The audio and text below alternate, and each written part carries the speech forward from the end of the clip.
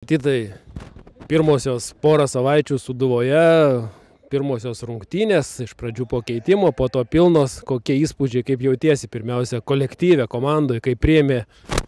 Tai komanda mane priėmė labai gerai ir tą parodė netgi tos paskutinės varžybos, kad gerai jaučiausi pačiose varžybose, tai ir tas atspindi, kad ir komandai pradeda labai gerai jaustis, tai ačiū jiems, kad jie priėmė mane taip. Kaip, nežinau, su kažkuo gal minėjai, kad yra pažįstamų iš anksčiau iš rinktinių, gal su kuo daugiausiai laiko praleidai, su kuo sutarėt geriausia? Tai manau, čia su visais panašiai, bet su Žyva, manau, daug laiko praleidžiam, su Maksu, su Nauriu.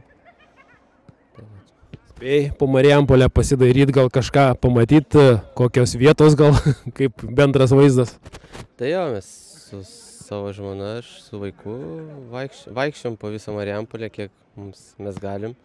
Tai visur buvom ir Marių parke, ir Marijampolės centre, ir manau, daug ką jau pamačiau ir visi labai patiko mums.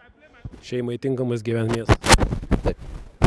Gerai, kaip sportinė prasme jautiesi, buvai nežaidęs, aišku, reikėjo pasiruošti, susipažinti su komanda, kaip jau kiek procentų pasiruošęs, ar 100% jautiesi jau galinti žaisti? Manau, kad 100% jau tą parodžiau, manau, paskutinės varžybose, kad suvažiavau 90 minučių.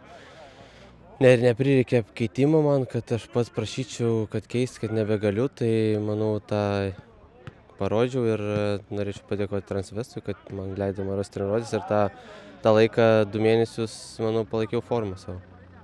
Na, kurios rungtynės gal įsiminė labiausiai, visos tos buvo tokios ir sunkios visos, ir nepaisant to, kiek minučių žaidė, ir permainingos, ir ten baudiniai skirti, neskirti, kurios gal labiausiai įsiminė kol kas sportinė prasme. Manau, su Žalgiriu, nes žaidžiau daugiausiai ten minučių, galėjau daugiausiai prisidėti prie komandos, tai manau, su Žalgiriu. Teko pabandyti ir krašto gynėjų, ir krašto saugų pažaisti, kur jauteisi pats? Tai aš ir ten gerai jaučiuosi, kur treneris leidžia man žaisti, bandau išpildyti ten 100% savęs, tai nėra didelio skirtumo, kurioje pozicijoje man žaisti. Na, laukia rungtynės su Žalgiriu, ko tikiesi, kažką pačiam neteko prieš jo žaistų, gal daug ir matyti neteko, bet vis tiek kažkokias mintis turi, turbūt lentelė jau įpareigoja galvot, kad sunkios rungtynės laukia.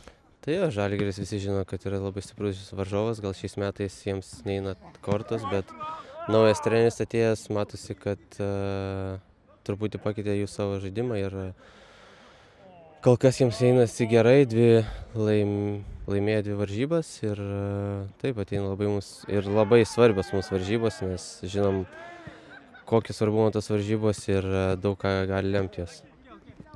Pirmą kartą žaidėja lygoje, pirmą kartą susipažinai su vietiniais žiūrovais, kaip ten aikštėje girdėjosi, pastebėjai, jautėsi, pridėjo gal jėgų kažkiek bėgti? Tai aišku, visą laiką girdisi tie fanai, nesvarbu kiek jų ateina, ar 1000 ar 500. Bet mums kiekvienas fanas yra svarbus, tai norėčiau, kad jų kuo daugiau prieš Vilniaus Žalgirį ateitų.